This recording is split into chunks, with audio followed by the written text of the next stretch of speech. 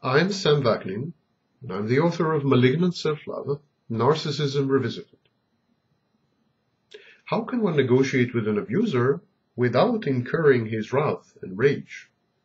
How meaningful are contracts signed with bullies? How can one motivate the abuser to keep his end of the bargain, for instance, to actually seek therapy and attend all the sessions? And how efficacious is psychotherapy or counseling to start with? One thing is sure, it is useless to confront the abuser head-on, to engage in power politics. Get rid of sentences such as, "You are guilty and wrong, and I am the victim and right," or "My will should prevail." Such utterances are decidedly counterproductive and unhelpful, and they could lead to rage attacks and a deepening of the abuser's persecutory delusions bred by his humiliation in the therapeutic setting. Better at first to co-opt the abuser's own prejudices and pathology by catering to his infantile emotional needs and by complying with his wishes, complex rules, and arbitrary rituals. And here is a practical guide on how to drag your abuser into treatment and into a contract of mutual respect and cessation of hostilities, assuming, of course, that you want to preserve the relationship. First of all, tell him that you love him, and emphasize the exclusivity of your relationship by refraining, initially and during the therapy, from anxiety-provoking acts. Limiting your autonomy is a temporary sacrifice. Under no circumstances make it a permanent feature of your relationship. Demonstrate to the abuser that his distrust of you is misplaced and undeserved, and that one of the aims of the treatment regimen is to teach him to control and reduce his pathological and delusional romantic jealousy. Number 2, define areas of your common life that the abuser can safely and without infringing on your independence utterly control.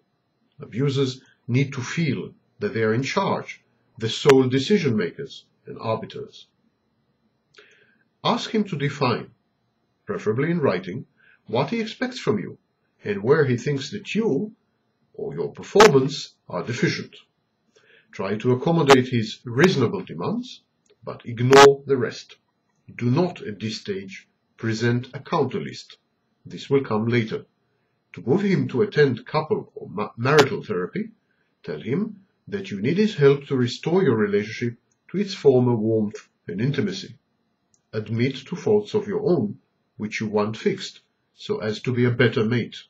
Appeal to his narcissism and self-image as the omnipotent and omniscient macho. Humor him for a while. Involve your abuser as much as you can in your life. Take him to meet your family. Ask him to join in with your friends, to visit your workplace, to help maintain your car, a symbol of your independence as far as he is concerned. Demand his advice on money matters and career steps.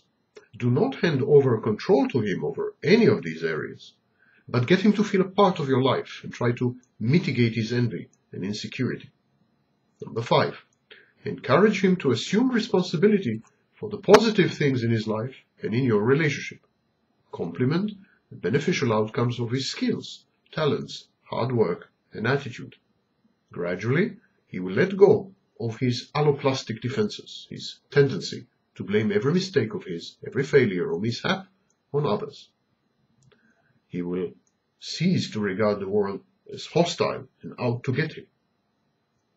Number 6, make him own up to his feelings by identifying and naming them. Most abusers are divorced from their emotions.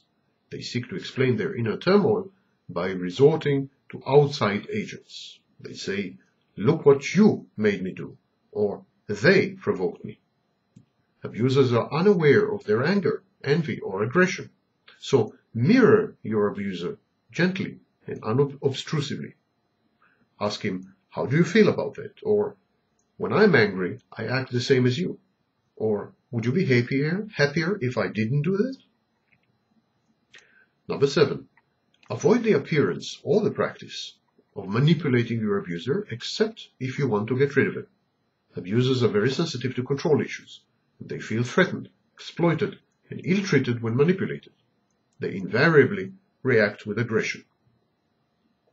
Treat your abuser as you would like him to behave towards you.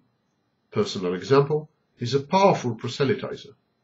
Don't act out of fear or subservience. Be sincere. Act out of love and conviction.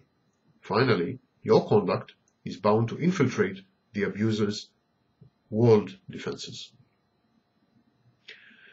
React forcefully, unambiguously, and instantly to any use of force.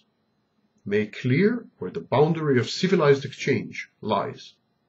Punish him severely and mercilessly if he crosses this boundary.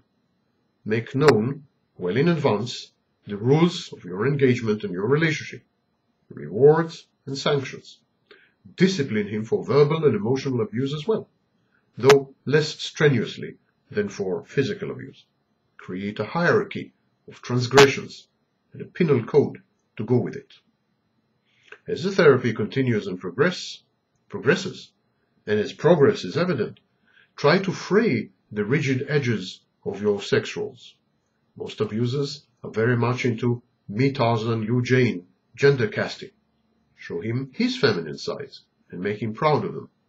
Gradually introduce him to your masculine traits or skills and make him proud of you. This essentially is what good therapists do in trying to roll back or limit the offender's pathology.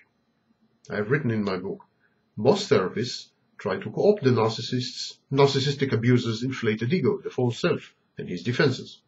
They complement the narcissist, challenging him to prove his omnipotence by overcoming his own disorder.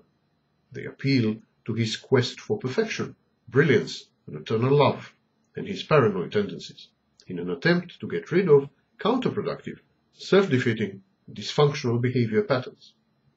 By stroking the narcissist's grandiosity, therapists hope to modify or counter cognitive deficits, thinking errors, and the narcissist's victim stance.